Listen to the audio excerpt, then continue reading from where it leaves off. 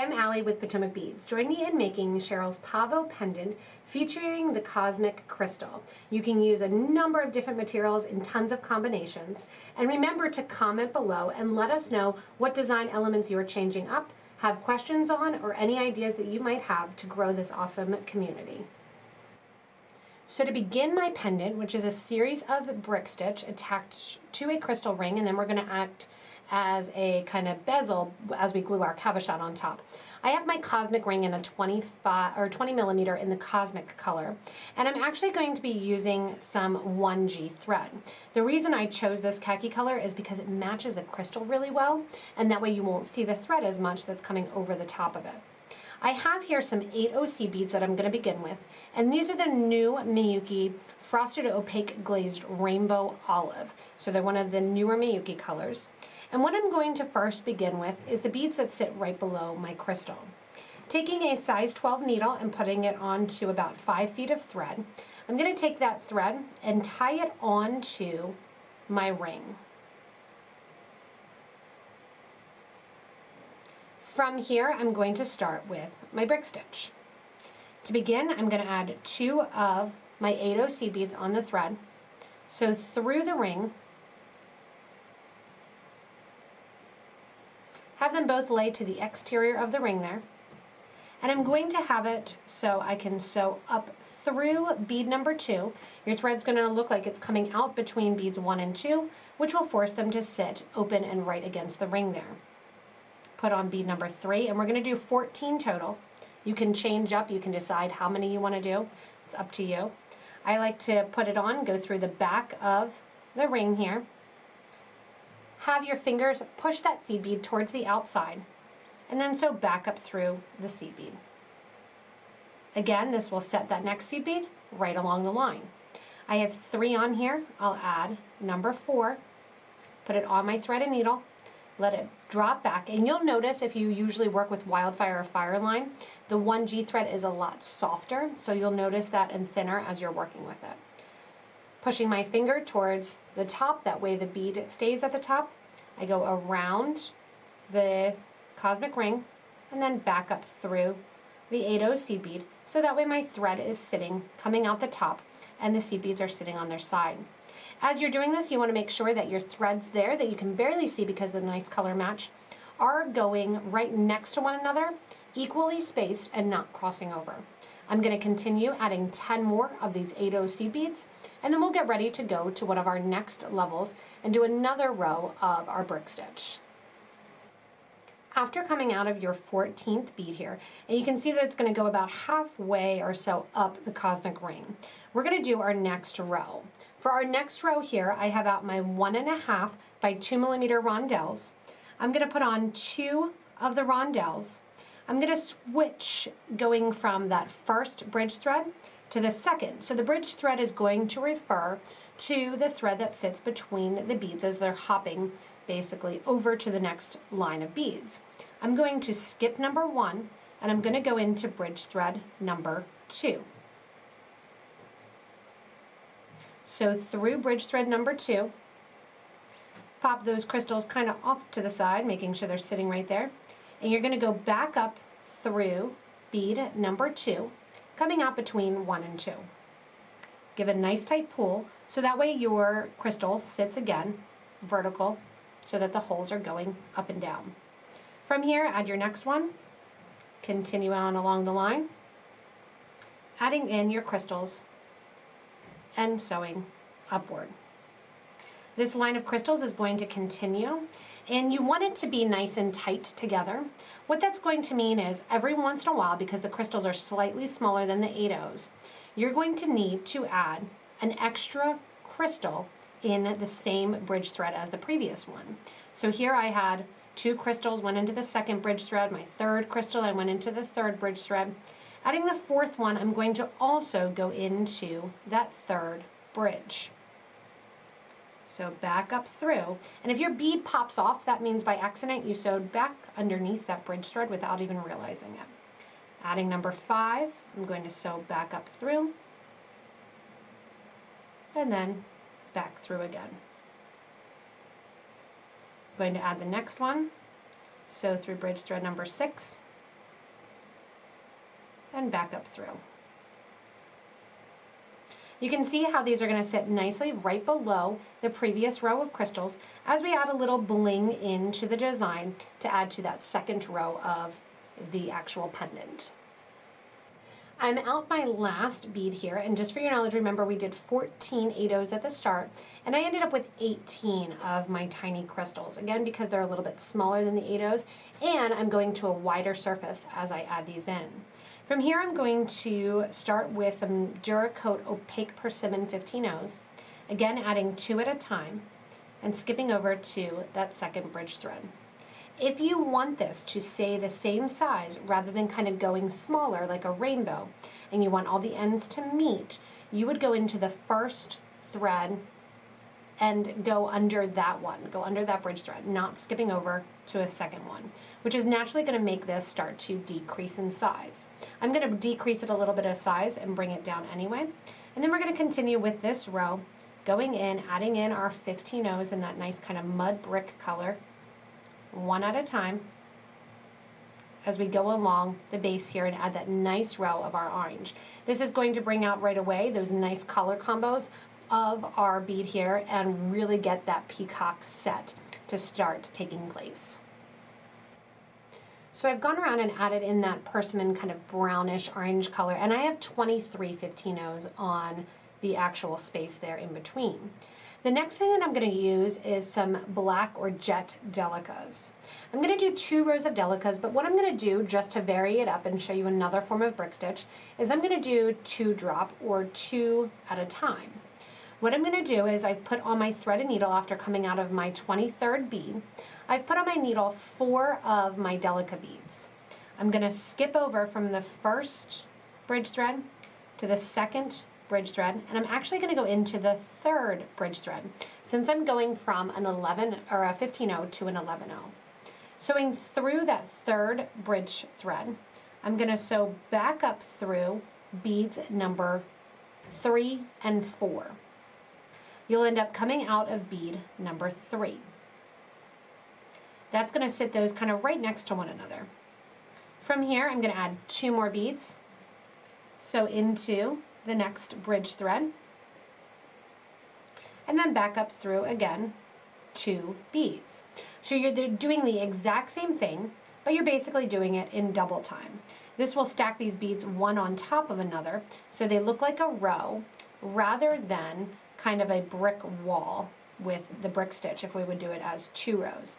It'll speed it up a little bit, and it'll give it just a little bit more of that feather look that I'm looking to expand the thread and expand with the Delicas. Once you're done with your 2-drop row of brick stitch Delicas, we're going to go in and start to use some 11-ohs. And these 11-ohs that are going to finish after those, bringing that dark color in. We're going dark and light. You can see I have the light example going dark on this one. I have 2 of my champagne beads, and I'm going to repeat the same thing where I'm going to do 2 drops. So I have 2 champagne beads, 2 more go on in the 11-oh, skipping over to that second bridge thread and continuing on. The 11-oh seed beads are going to be a little bit larger than the 11-oh Delicas, so you should have 1 set of seed beads per each one of your bridge threads for your Delicas. So again, 2 go on, then I'm going through the next, underneath that next bridge thread, and then making sure I'm not sewing back under the bridge thread by accident, going back up through the 2 that I just added. As I do that then, I want to give a nice tight pull. And the number one thing to keep in mind with brick stitch is that you don't want the beads to sit too close. It's better to have a little bit of a gap than it is to have them that they're sitting way too close and way too tight. You can also see the difference in doing the 2 drop versus the 1, how the Delicas sit looking again like that brick wall and the brick stitch. Also the 11-ohs 1 in a row. And what we're going to do just to change it up is we're going to do the 2 drop for the 11-ohs now, and then I'll proceed with 1 row of 1 drop with my seed beads to show you how that varies and how it looks, the straight versus the brick wall, as the 3rd row of those galvanized champagne 11-ohs. So I've progressed through the piece, and you can see how that 11-0 seed bead, as I did the third row by itself in that galvanized champagne color, that it rests uneven from the first 2 rows and starts to get that brick wall stitch. In Sheryl's design, she did 2 rows of the Delicas then one more time. I'm going to do 1, and I'm going to start adding fringe just for a little bit of a switch up. I have on 2 beads, and I've gone through the second row, the second bridge thread. And coming out the bottom there, I'm going to start adding my 15 O's in my Persimmon color. It's a strong color, but it pulls out a lot of the design. Once I have on about 10 or so of those to start out, I'm going to add one of my gold again, one of my blue crystals in the turquoise color, and then I'm sewing back up through all the beads in a simple fringe manner that were included and not my crystal. To start out, I'm going to go back through bead number 1 of that Delica bead. When you pull the thread, you want to make sure that you don't have any extra there. So a lot of times you'll hold your crystal off to the side, pull the thread here, which will tighten it up, and go back through. From here, I'm going to sew through that first bridge thread, which will just help that 11-0 Delica kind of sit in order. Back up through the 11-0 Delica,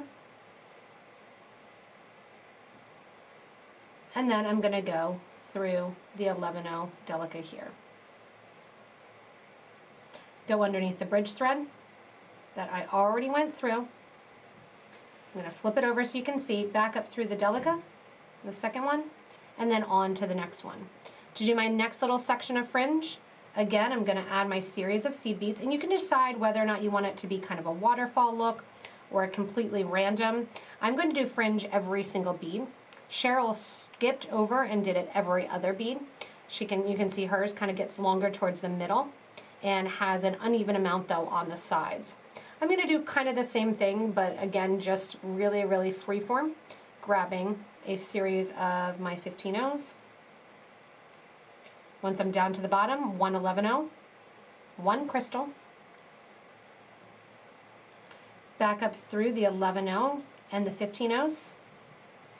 Once I come out through the 15-0 here, this is where I go back into the brick stitch. So you can wait to do the fringe till after you do your row of Delica brick stitch. I'm choosing to go ahead and incorporate it and do it all at once. Once I make sure to get that right down next to the project. Again, if you need to, you might need to pull whatever bead you're using at the end there. Add in my next Delica. Sew underneath the next bridge thread. And once I sew in through the next bridge thread, put my needle back on my project.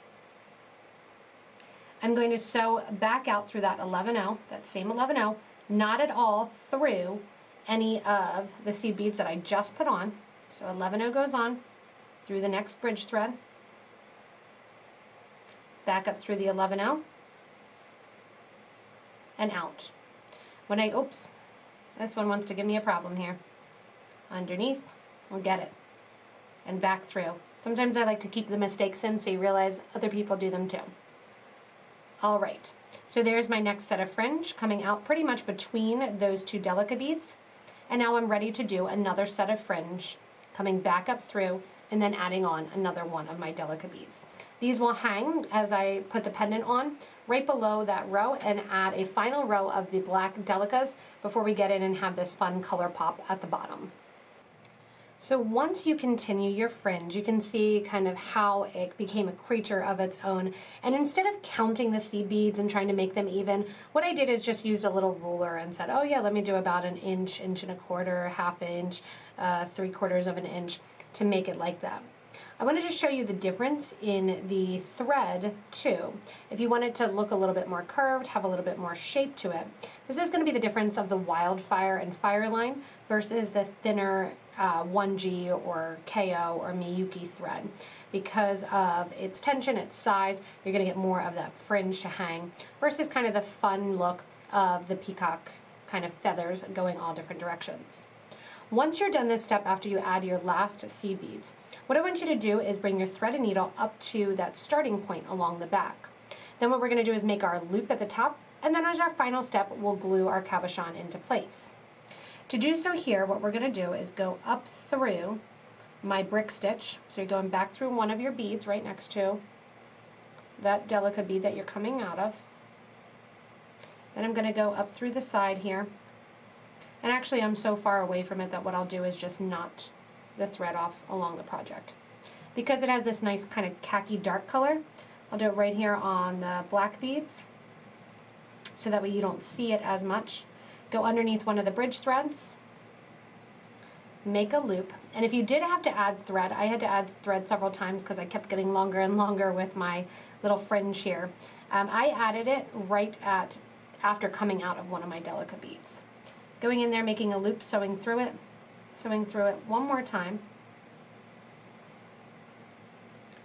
to make that knot and pull nice and tight. From here then I'm going to sew back through the Delicas, making sure again my thread doesn't go and get caught on any beads. Back through the 15, back through one of my crystals, and then back because the khaki has just a tiny bit of a greenish tint to it. I'll go in here right near that green bead, catch underneath the bridge thread, and actually what I'm going to do is pull that thread and needle to the back, not sewing through anything at all, making sure it's nice and tight there. Pick up the next bridge thread there, sew underneath, and do that sewer's knot once again through the loop that you've made once, and then through the loop that you've made a second time twice. From here I'll burn off that extra thread. I'll go back also and burn off this starter thread as well. And then I'm going to tie on a new loop to create my bail at the top. There's many different ways that you can do this. Sheryl added a little crystal rondelle there and did it several times through, creating a loop. I'm going to use a wire guard, which then I will attach to an actual jump ring to go through the loop on the clasp. So go ahead and we're going to burn this off. And you'll have extra thread if you did add. I'll burn down these thread ends, which I think is really important for this thread so that way it doesn't fray. And you'll notice that I did pull the thread to the back, and I'm doing this at the back of the design. From here I still have thread on my needle, and we're going to go into that loop again and simply tie it off. Now the nice thing that we'll have going for us is when we add the glue to glue the cabochon in place, that will actually work as a nice stopper, so that way these threads currently can actually move around the cosmic ring. When I glue, that's going to get that to stay in place.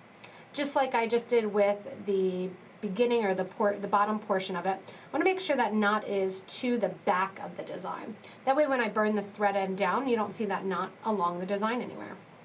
Coming up from the top then, I'm going to come out the top here, add an 11-0. I'm going to add a 15-0, one of my, 11-0, a crystal, one of my 15-0s, and then my wire guard or wire protector. I'll be able to open up my ring and attach it after the fact. Coming down the other side of the wire guard then, I'm going to add in one of my 15-0 seed beads. And then just like we did the brick stitch, I'm going to share the 11 and the crystal, and I'm going to bring my needle to the front of the project. So we're going to be wrapping around the top of the piece. Again, I'm not going to see the thread by the time that I go in and kind of add in my glue, but I want to make sure that it's nice and tight against the piece. Once I have it nice and tight there, I'm going to take my thread and needle through the cosmic ring, which is going to allow you to bring it back to the back of the design. Take your thread and needle back up and back through that wire guard or that wire protector another time, reinforcing it, since that's where all of the tension is going to be on the piece. So back up through, I'm going to make it so those threads stack one on top of the other. Come back down the other side. And when I come back down the other side and I share that crystal in that 11, I'm going to go to the front of the project, since I came to the back originally. Basically, we're doing a series of like figure eights and getting this in place.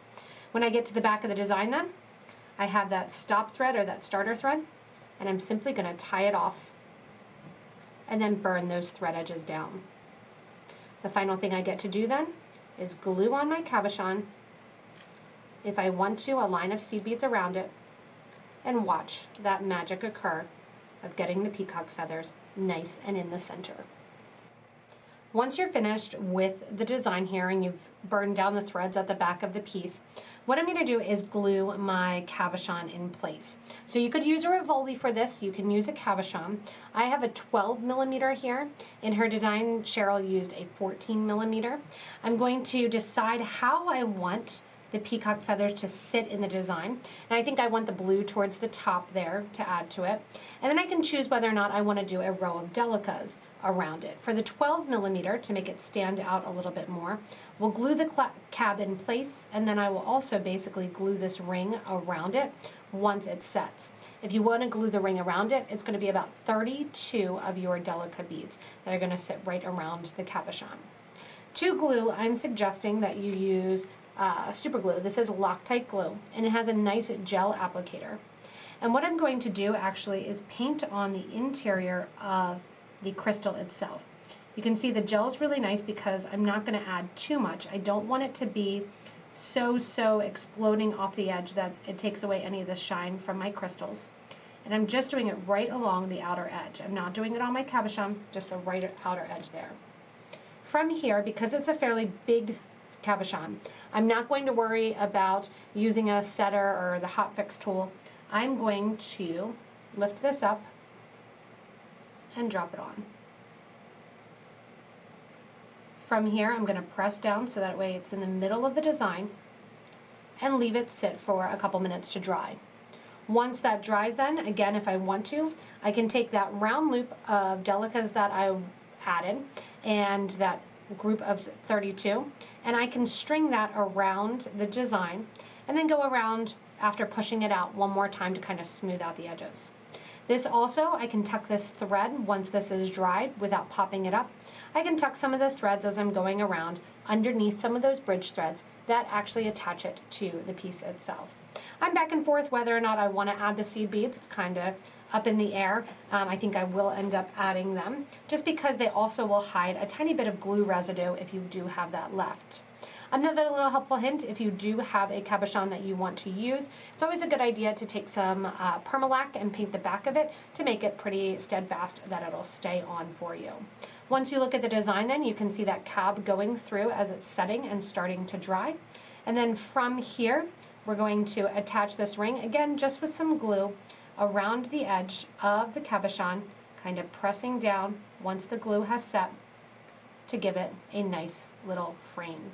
I'll tuck the thread end then into the actual threads here along the side, and you can see how it gives it that nice peacock eye 3D look around the project. This finishes it up, and then I'll add a jump ring and simply add it to a chain or create a nice seed bead necklace to go with it. Thanks so much for joining me in making this awesome Pavo pendant. Remember, there's a lot of variations that you can do, and you probably have materials on hand to give it a try. If you happen to need any, remember we have some for you at PotomacBeads.com. Also, comment below, give a little thumbs up if you like the video, and really expand this awesome beading community. If you make your own, post your design ideas. If it's a little bit different, even better. We'd love to see the creativity that these videos help to ignite. As always, thanks so much for watching and enjoy your Pavo pendant.